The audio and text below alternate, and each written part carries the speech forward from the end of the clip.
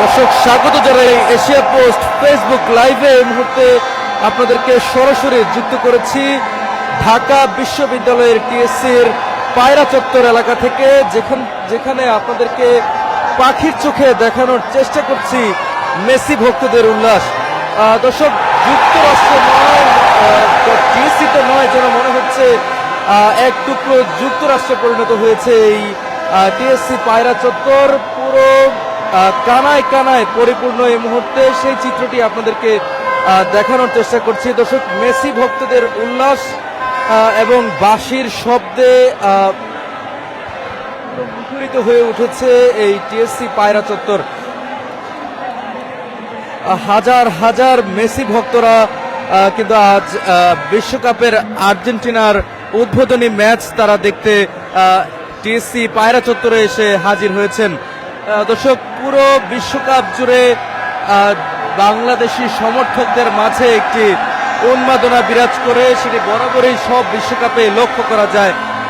তবে বিশেষ করে আর্জেন্টিনা এবং ব্রাজিল, এই দুই দলের ক্ষেত্রে সমর্থক সংখ্যা বাংলাদেশে তুলনামূলক বেশি বলে সবসময় প্রমাণিত হয়ে এসেছে। সেই চিত্রটি যেন ফুটে উঠেছে টিএসসির পায়রা চত্বরে। দর্শক, দেখছেন যে লোকে লোকারণ্য হয়ে উঠেছে এই টিএসসি পায়রা চত্বর। হাতে মাত্র আর কিছু সময় বাকি, আর অল্প কিছুক্ষণের মধ্যেই আর্জেন্টিনা এবং আলজেরিয়ার যে ম্যাচ, সেই ম্যাচটি শুরু হতে চলেছে। জায়ান্ট স্ক্রিনে খেলা উপভোগ করতে ঢাকা শহরের বিভিন্ন এলাকা থেকে কিন্তু এই টিএসসি পায়রা চত্বরে এসে জড়ো হয়েছেন আর্জেন্টাইন মেসি ভক্তরা, এবং এই মুহূর্তে কিন্তু খেলা শুরু হয়েছে। একের পর এক পাস চলছে। সেই মুহূর্তে কিন্তু তাদের যে চিৎকার, সেই চিৎকার আপনাদের শোনানোর চেষ্টা করছি, দেখানোর চেষ্টা করছিলাম যে টিএসসির পায়রা চত্বর আসলে কতটুকু উৎসব মুখর পরিবেশে বিরাজমান হয়ে উঠেছে।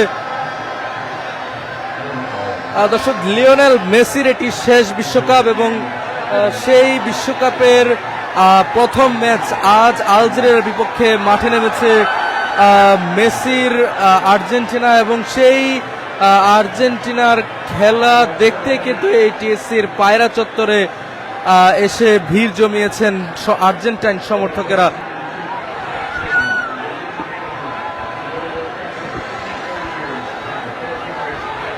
দর্শক, যদি দেখানোর চেষ্টা করে যে দর্শক সারিতে কিন্তু প্রথম সারিতে কিন্তু ছাত্রদলের নেতৃবৃন্দ এবং এনসিপির উত্তরাঞ্চলের মুখ্য সমন্বয়ক সার্জিস আলম রয়েছেন বাংলাদেশ জাতীয়তাবাদী ছাত্রদলের কেন্দ্রীয় সাধারণ সম্পাদক নাসির উদ্দিন নাসির, এছাড়াও রয়েছেন ঢাকা বিশ্ববিদ্যালয় শাখার সাধারণ সম্পাদক নাহিদুজ্জামান শিপন সহ অন্যান্য নেতৃবৃন্দরা কিন্তু রয়েছেন, এবং পুরো মাঠ এই মুহূর্তে কানায় কানায় পরিপূর্ণ। সেই চিত্র আপনাদেরকে দেখানোর চেষ্টা করছি। এবং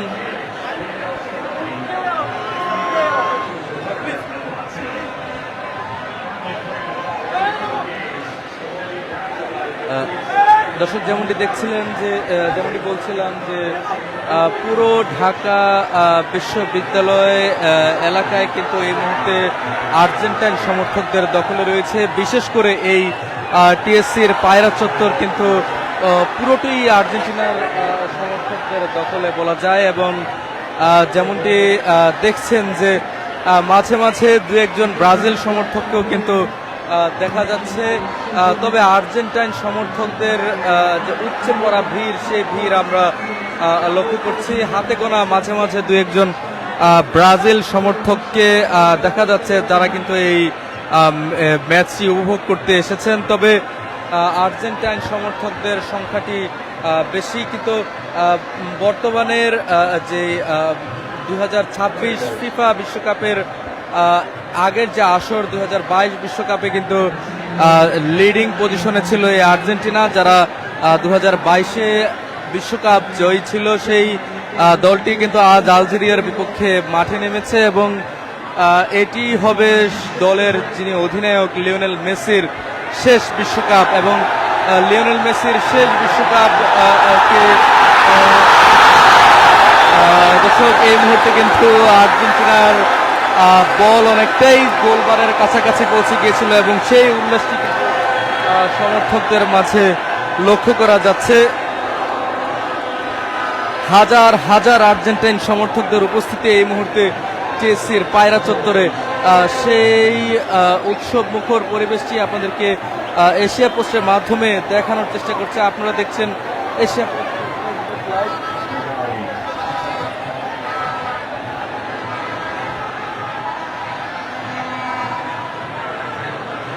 দর্শক এই ছিল হচ্ছে টেসের পায়রা চত্বরের যে সর্বশেষ পরিস্থিতি। মাঠে নেমেছে আর্জেন্টিনা এবং আলজেরিয়ার খেলোয়াড়রা। ইতিমধ্যে খেলা শুরু হয়েছে, কয়েক মিনিটের খেলা কিন্তু গড়িয়েছে। সেই চিত্রটি আপনাদেরকে দেখানোর চেষ্টা করছিলাম এবং আপনারা দেখছিলেন এশিয়া পোস্ট। এতক্ষণ আমাদের সঙ্গে থাকার জন্য ধন্যবাদ জানিয়ে শেষ করছে। আবারও যুক্ত হব অন্য কোনো খবর নিয়ে এবং আর্জেন্টাইন সমর্থকদের উল্লাস এই মুহূর্তে আপনারা দেখতে পাচ্ছেন। একের পর এক গোলের চেষ্টা এবং সেই মুহূর্তে কিন্তু উল্লাসে ফেটে উঠছে আর্জেন্টাইন সমর্থকরা। দর্শক এই ছিল টিএসসির পায়রা চত্বরের সর্বশেষ চিত্র। সেই চিত্রটি আপনাদেরকে পাখির চোখে দেখানোর চেষ্টা করছিলাম।